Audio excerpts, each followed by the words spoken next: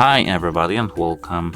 Today I have SENCOR Sirius Max SSS 6800 and I'm going to show you how can you easily connect this speaker straight to your MacBook.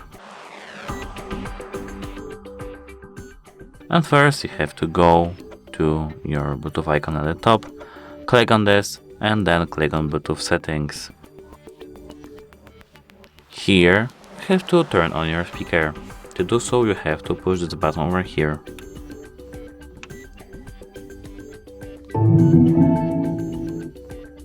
Now you have to go into pairing mode.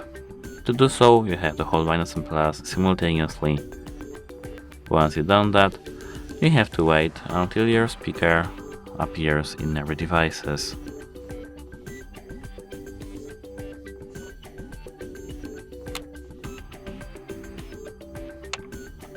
As you can see, it's over here. Now we have to click connect.